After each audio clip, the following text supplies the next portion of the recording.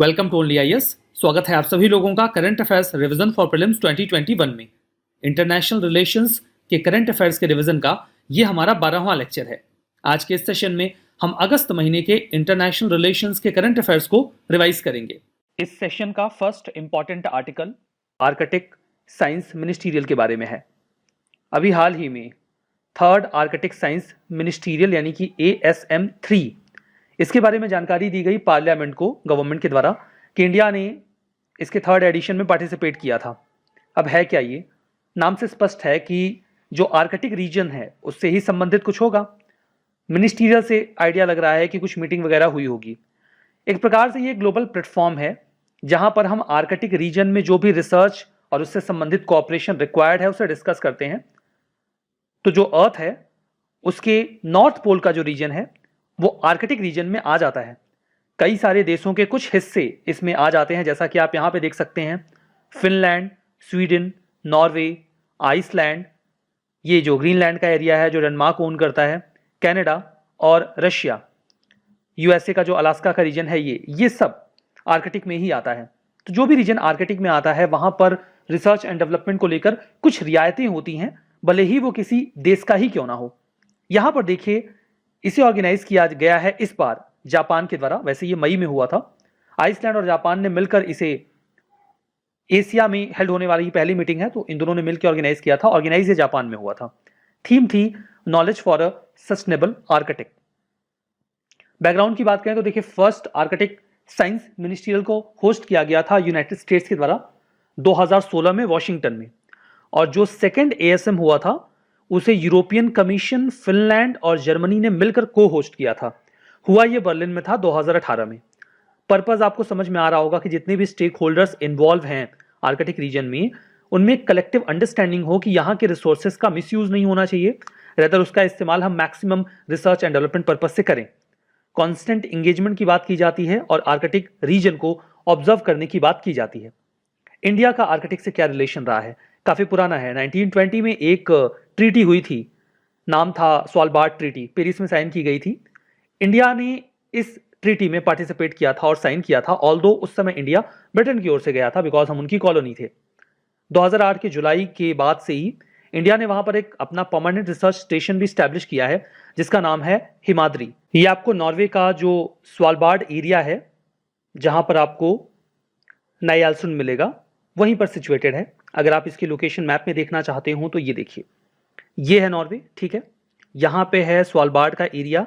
अब इसे ही यहां पे जूम किया गया है तो इस जगह पे आपको नाइयालसुंड मिलेगा और यहीं पर सिचुएटेड है हिमाद्री जिसकी अभी हम बात कर रहे थे। मल्टी सेंसर मूड ऑब्जर्वेटरी जिसे इंड आर्क नाम दिया गया था, 2014 से इसे डिप्लॉय किया गया है। जो कॉन्ग्स जॉर्डन जॉर्ड का रीजन है, एरिया है, वहां पर। Nisar NASA ISRO synthetic aperture radar satellite है। ये कोलैबोरेटिव एफर्ट है यूएसए के साथ इंडिया का, ये अभी चल रहा है। निसार का उद्देश्य ये होगा कि हम लगातार रडार इमेजिंग के जरिए ये पता कर सकें कि किस जगह पे सरफेस में किस प्रकार के चेंजेस आ रहे हैं, ताकि अच्छी तरीके से मार्केटिंग को भी ओवरसी कर सकें। Next article hunger hotspot report के बारे में है। हाल ही में फूड एंड एग्रीकल्चर ऑर्गेनाइजेशन यानी कि FAO ने वर्ल्ड फूड प्रोग्राम यानी कि WFP के साथ मिलकर एक रिपोर्ट को रिलीज किया। नाम दिया गया हंगर हॉटस्पॉट्स। यह रिपोर्ट अगस्त से नवंबर 2021 के लिए है। आप सोच रहे होंगे कि अभी तो यह टाइम आया ही नहीं है।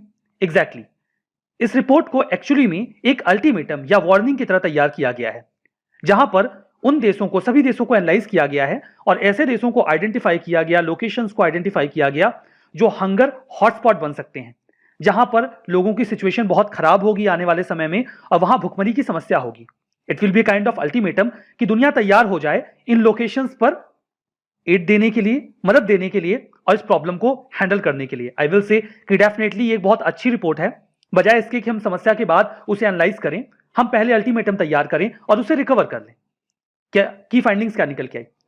23 ग्लोबल हॉटस्पॉट कंट्रीज को आइडेंटिफाई किया गया है जो आने वाले 3 महीनों में प्रॉब्लम फेस करेंगी, जिसमें जो कैटास्ट्रॉफिक सिचुएशन होगी दैट विल बी इथियोपिया के टिग्रे रीजन में, मेडागास्कर के सदर्न रीजन में, यमन में, साउथ सूडान में और नदन नाइजीरिया में। FAO की बात करें तो ये यूनाइटेड नेशंस की स्पेशलाइज्ड एजेंसी है, हंगर को डिफीट करने के लिए काम कर रही है। वर्ल्ड फूड डे हम 16 अक्टूबर को सेलिब्रेट करते हैं बिकॉज इसी दिन 1945 में FAO एग्जिस्टेंस में आया था। ये ऑर्गेनाइजेशन बेस्ड है इटली के रोम में। इसकी सिस्टर बॉडीज हैं वर्ल्ड फूड प्रोग्राम और International Fund for Agriculture Development IFAD। World Food Programme के बारे में बात करें तो इस प्रोग्राम को स्टार्ट किया गया 1961 में यूनाइटेड नेशंस के द्वारा, ताकि हम हंगर को पूरी दुनिया से खत्म कर सकें। यह भी हेडक्वार्टर्ड है इटली के रोम में। लीडिंग ह्यूमैनिटेरियन ऑर्गेनाइजेशन है जो लोगों की लाइफ में बदलाव लाने का प्रयास करता है और इमरजेंसी की सिचुएशन में फूड असिस्टेंस देने का प्रयास करता है। जो इंटरनेशनल कम्युनिटी है वो कमिटेड है कि हंगर को हम खत्म करेंगे, फूड सिक्योरिटी अचीव करेंगे और न्यूट्रिशनल लेवल को इंप्रूव करेंगे 2030 तक। देखते हैं ये ऑब्जेक्टिव अटेन हो पाता है या नहीं। 2020 में इस ऑर्गेनाइजेशन को नोबेल प्राइज फॉर पीस भी दिया गया, जो इन्होंने एफर्ट्स किए हैं पूरी दुनिया में हंगर को कॉम्बैट करने के लिए और कॉन्फ्लिक्ट अफेक्टेड एरियाज में जो भुखमरी की समस्या है उससे हैंडल करने के लिए। हंगर को वेपन ऑफ वॉर की तरह या कॉन्फ्लिक्ट की तरह ट्रीट ना किया जाए, इस चीज के लिए भी इन्होंने प्रयास किया है। हमारा next article United nation security council के बारे में है। यूएस एडमिनिस्ट्रेशन बिडेन की लीडरशिप में एक बार फिर से क्लियर कर चुका है कि वो चाहे यूनाइटेड नेशन सिक्योरिटी काउंसिल में परमानेंट मेंबर्स की जो सीट है या फिर जो नंबर्स हैं उनको एक्सपेंड करने का फेवर करते हों, लेकिन किसी देश को वीटो पावर दिया जाए इस चीज का समर्थन वो नहीं करते। इस चीज को अभी उनके द्वारा क्लियर किया गया। देखिए, यूनाइटेड नेशंस का जो चार्टर है उसमें यूनाइटेड नेशंस के 6 ऑर्गन्स बताए गए हैं। उनमें एक बहुत ही इंपॉर्टेंट ऑर्गन है, that is United Nations security council. Article 23 जो यूएन चार्टर का है वो यूनाइटेड नेशंस सिक्योरिटी काउंसिल के कॉम्पोजिशन के बारे में बात करता है। ये 6 के 6 ऑर्गन्स में सबसे ज्यादा पावरफुल ऑर्गन है। यूनाइटेड नेशन सिक्योरिटी काउंसिल की प्राइमरी रिस्पॉन्सिबिलिटी है कि पीस और सिक्योरिटी को पूरी दुनिया में मेंटेन किया जाए। मतलब अगर कहीं भी पीस खतरे में है तो यूनाइटेड नेशन सिक्योरिटी काउंसिल का रोल आ जाता है। देखिए, जो बाकी के ऑर्गन्स हैं यूनाइटेड नेशंस के, वो मेंबर स्टेट्स के लिए रिकमेंडेशंस बनाते हैं। एकमात्र ऐसा ऑर्गेनाइजेशन है यूनाइटेड नेशन सिक्योरिटी काउंसिल जिसके पास उन रिकमेंडेशंस को इंप्लीमेंट करवाने का अधिकार है। वो सैंक्शंस इंपोज कर सकते हैं, दबाव बना सकते हैं, कोई भी जो मेंबर स्टेट है वो उन डायरेक्शंस को फॉलो करे। न्यूयॉर्क में इनका हेडक्वार्टर है। जो मेंबर्स होते हैं यूनाइटेड नेशन सिक्योरिटी काउंसिल में वो होते हैं टोटल 15। इनमें से 5 होते हैं परमानेंट, जिनके पास वीटो पावर भी है। वीटो पावर का मतलब ये होता है कि अगर किसी भी प्रस्ताव पर उनमें से किसी ने भी बोल दिया नहीं तो फिर वो प्रस्ताव पास नहीं किया जाएगा, वहीं लैप्स कर जाएगा। 5 के अलावा 10 नॉन परमानेंट मेंबर्स भी होते हैं। जो 5 परमानेंट मेंबर्स हैं जिनके पास वीटो पावर भी है, 2 are China, France, Russian Federation, United Kingdom और यूनाइटेड स्टेट्स। बाकी के जो 10 नॉन परमानेंट मेंबर्स होते हैं वो चुने जाते हैं जनरल असेंबली के द्वारा, जिसमें सभी 193 देश अपना रिप्रेजेंटेशन अवेल करते हैं। हर मेंबर 2 साल के लिए चुना जाता है। मतलब हर साल 5 मेंबर्स का चुनाव होता है। ये जो 5 नॉन परमानेंट मेंबर्स हैं ये हर साल चुने जाते हैं। टोटल 10 बने रहते हैं। जो 10 नॉन परमानेंट सीट्स हैं ये रीजनल बेसिस पर डिस्ट्रीब्यूट की गई हैं ताकि पूरी दुनिया को रिप्रेजेंटेशन मिल जाए ठीक ठाक। जो काउंसिल की प्रेसिडेंसी है वो 15 के 15 मेंबर्स में हर महीने रोटेट करती है। राइट नाउ ये प्रेसिडेंसी इंडिया के पास है। वोटिंग और डिस्कशन की बात करें तो सिक्योरिटी काउंसिल में हर कंट्री के पास 1 वोट होता है और अगर किसी भी रेजोल्यूशन को पास होना है तो 15 में से 9 वोट्स का मिलना जरूरी है।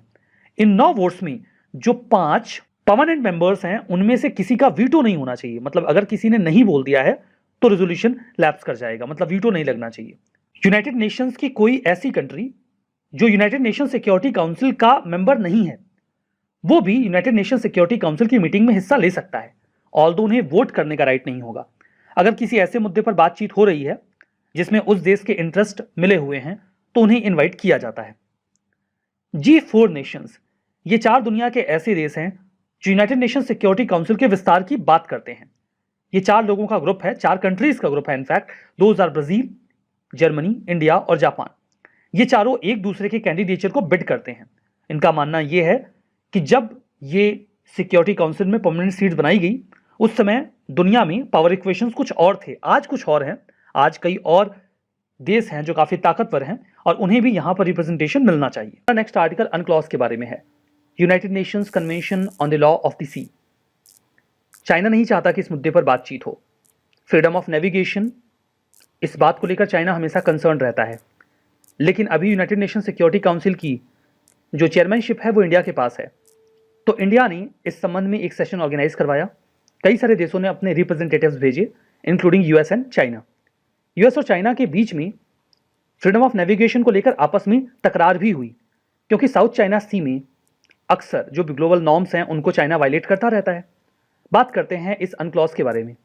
इसे देखिए 1982 में अडॉप्ट किया गया था, यद्यपि इसे एग्जिस्टेंस में आने में 12 सालों का समय लगा और ये 1994 में इफेक्टिव हुआ।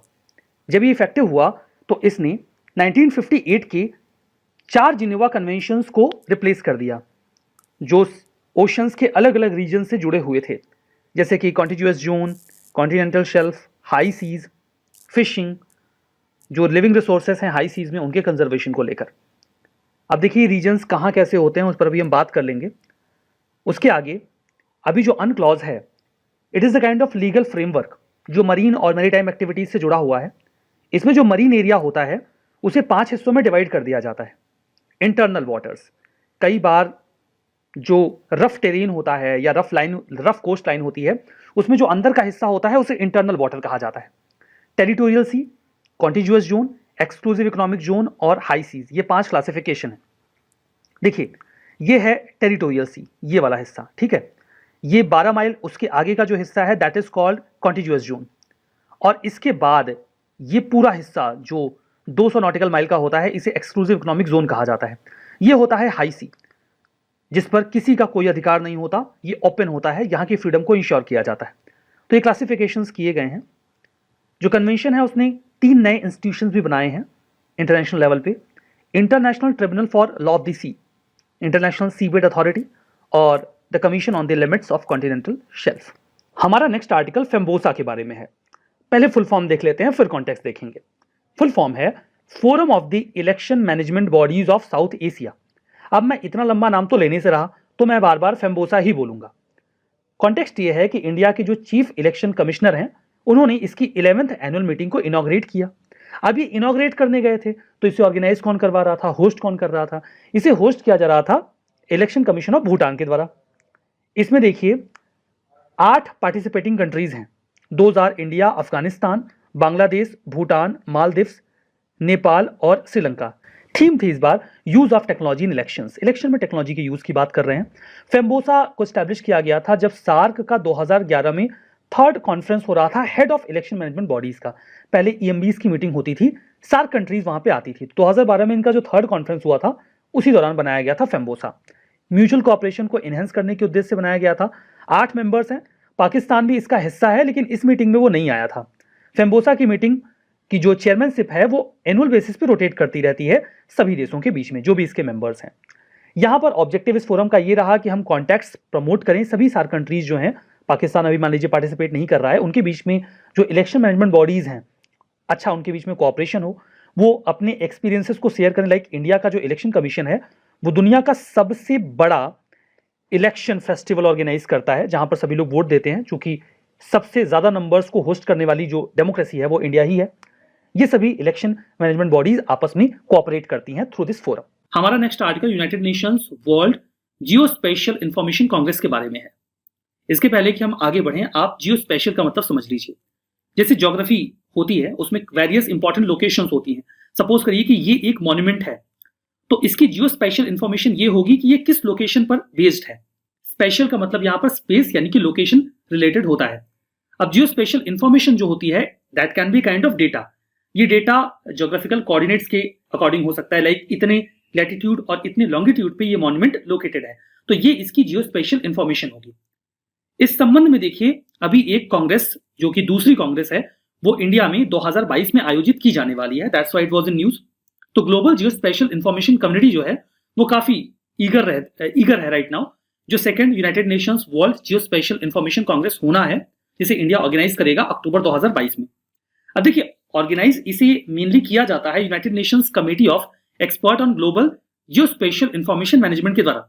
शॉर्ट में इसे UNGGIM बोलते हैं। हर 4 साल में एक बार इसे ऑर्गेनाइज करवाने की जिम्मेदारी इनके ऊपर होती है। लेकिन अब ये कहाँ ऑर्गेनाइज करवाएंगे? क्या किसी आइलैंड पे ऑर्गेनाइज करवा देंगे क्या? तो कोई ना कोई होस्ट कंट्री तो होती है जो ओवरऑल ऑर्गेनाइज करवाने की जिम्मेदारी लेती है। इसके पहले ये जिम्मेदारी चाइना ने ली थी 2018 में। 2022 में ये जिम्मेदारी इंडिया के पास है। उद्देश्य ये है कि इंटरनेशनल लेवल पे हम कोलैबोरेशन इनहेंस करें, जो भी मेंबर स्टेट्स हैं या रिलेवेंट स्टेक होल्डर्स हैं, कि हम वेरियस इंपॉर्टेंट जो लोकेशंस हैं उनकी जियो स्पेशल इंफॉर्मेशन बढ़िया से कलेक्ट करें और उसे मैनेज करें। जो जियो स्पेशल इंफॉर्मेशन होती है वो इंटीग्रेट होती है हार्डवेयर, सॉफ्टवेयर या डेटा के फॉर्म में, जिसे कैप्चर, मैनेज, एनालाइज और डिस्प्ले किया जाता है वेरियस फॉर्म में, जिसके पास ज्योग्राफिकली रेफरेंस्ड इंफॉर्मेशन होती है। इसकी फर्स्ट समिट हुई थी 2018 में।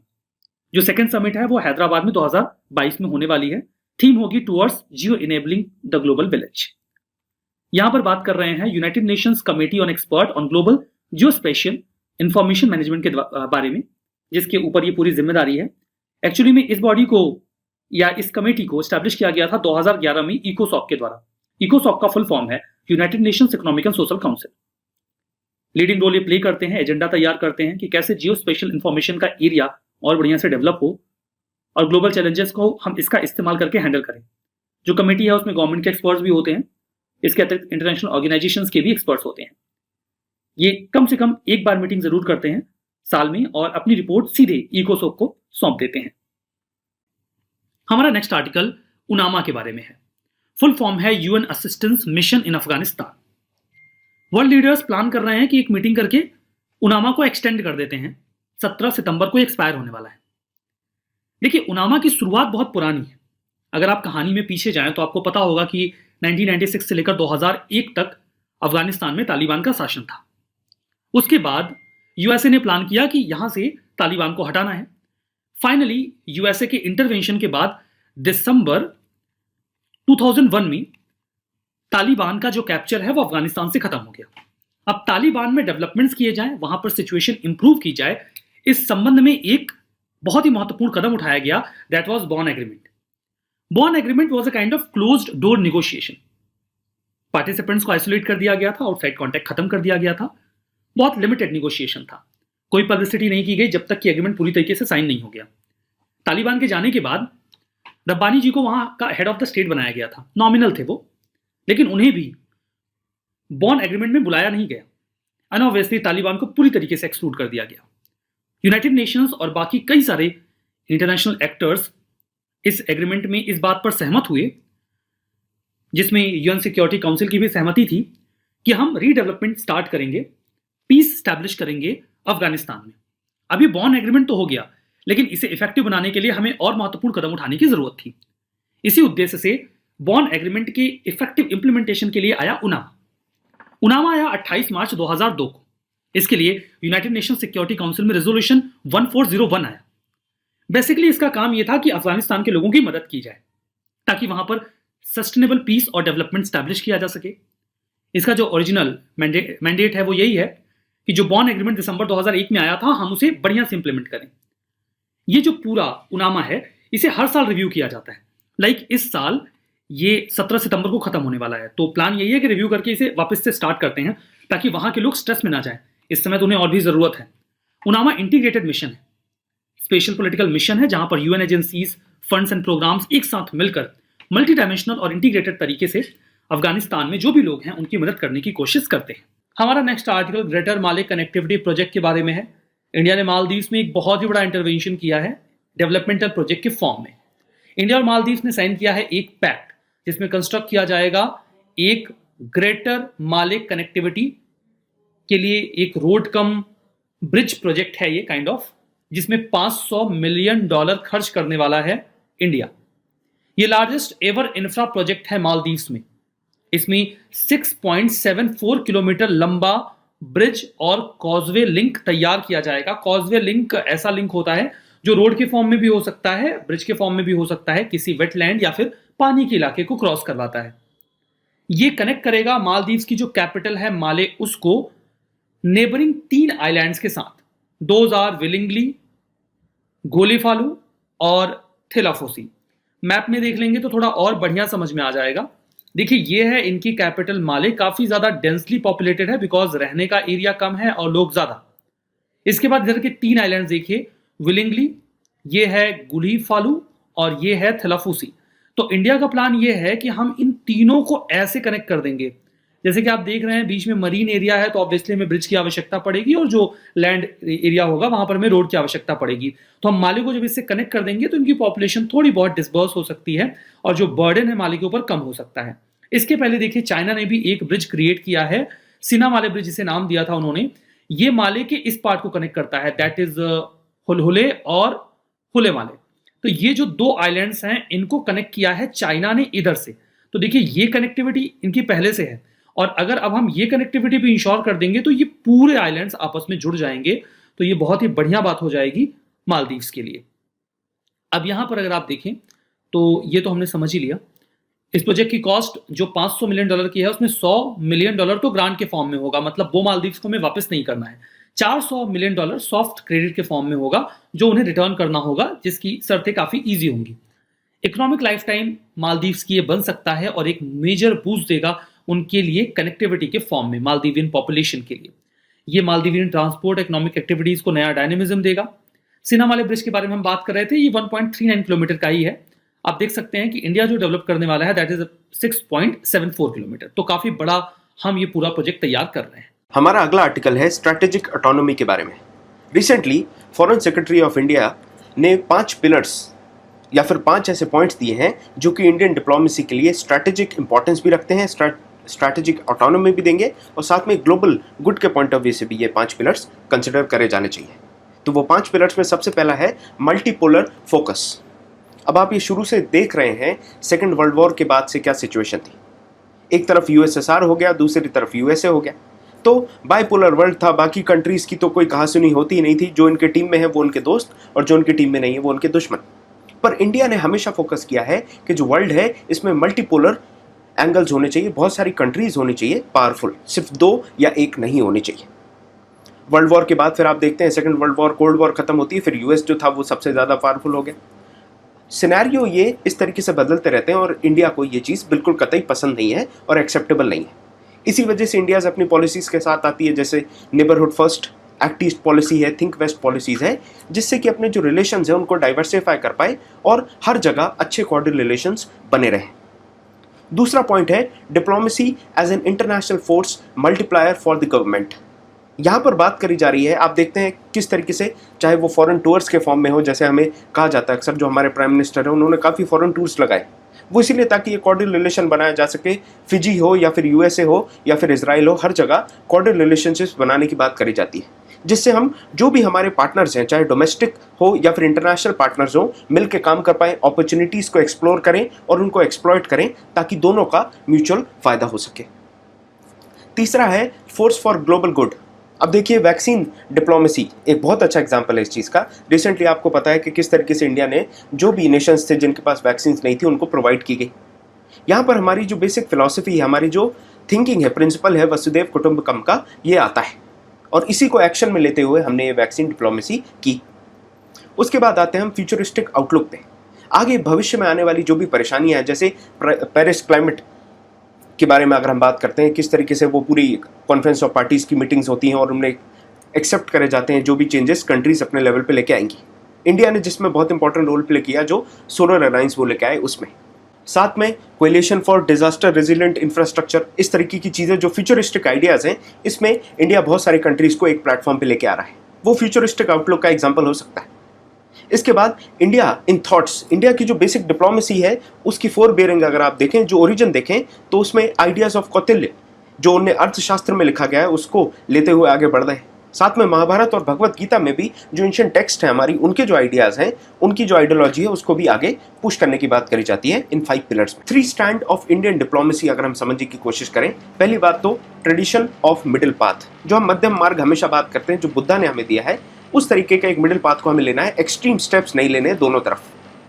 साथ में जो भी ग्लोबलाइजेशन के चेंजेस हों, जो पॉलिसी मेकिंग होती है कंट्रीज को साथ में बैठाल के, वो ह्यूमन सेंट्रिक होनी चाहिए। इसके अलावा स्ट्रैटेजिक ऑटोनॉमी जो है, ये बहुत ही इंपॉर्टेंट फीचर बन जाता है। हर कंट्री को अपने लेवल पे जो भी उनके नेशनल इंटरेस्ट के हिसाब से डिसीजन सही होते हैं वो लेने की उनको पूरी छूट होनी चाहिए। यूएस अक्सर क्या करता है, जैसे हम ईरान से हम ऑयल इंपोर्ट कर रहे हैं और यूएस ईरान पे सैंक्शंस लगाएगा, तो फिर वो इंडिया को मना कर देगा कि नहीं, आप नहीं ले सकते हैं ऑयल ईरान से। अब यहाँ दिक्कत यह है कि इंडिया अपना फायदा देखेगा या फिर यूएस के सैंक्शंस को झेलेगा, लेकिन ऐसा करना पड़ता है। कहीं ना कहीं हमारी जो ऑटोनॉमी है स्ट्रैटेजिक पॉइंट ऑफ व्यू से, उसको छीना जाता है, और इस चीज़ के भी खिलाफ है इंडिया। इंडिया चाहता है हर कंट्री के पास स्ट्रैटेजिक ऑटोनॉमी होनी चाहिए। इसके बाद बात आती है जो फेसेस रहे इंडिया की फॉरेन पॉलिसीज़ के, ज़रा से उनको हम देख लेते हैं। सबसे पहले नॉन अलाइन मूवमेंट के टाइम पे जो फेस था 1947 से 62 का, 45 के बाद आपको पता है 2 ब्लॉक्स बन गए थे, एक यूएसए का ब्लॉक और ये यूएसएसआर का। तो यहाँ पर इंडिया में जो प्राइम मिनिस्टर थे उन्होंने कहा हम किसी भी ब्लॉक से नहीं जुड़ने वाले, और जो भी लाइक माइंडेड कंट्रीज थी वो भी उनके साथ आ गई थी। जैसे इजिप्ट की बात करी जाती है, यूगोस्लाविया की बात करी जाती है। सेकंड फेज जो आता है 1962 से 71 का, इसमें हमें रियलाइजेशन होता है, और 1962 में जो चाइना से हमारी लड़ाई हुई थी उसके बाद हम रिकवर करते हैं। तीसरा फेज आता है जिसमें हम रीजनल असर्शन करते हैं। 1971 आपको याद है इंडिया पाकिस्तान का जो लड़ाई हुई थी, और फिर बांग्लादेश बन जाता है। फोर्थ फेज आता है हमारा जहां पर हम स्ट्रैटेजिक ऑटोनॉमी को अपने गार्ड करना शुरू कर देते हैं। फिफ्थ फेज में एक बैलेंसिंग पावर के तौर पे हम इमर्ज करते हैं जब 1999 के आसपास कारगिल वॉर होती है।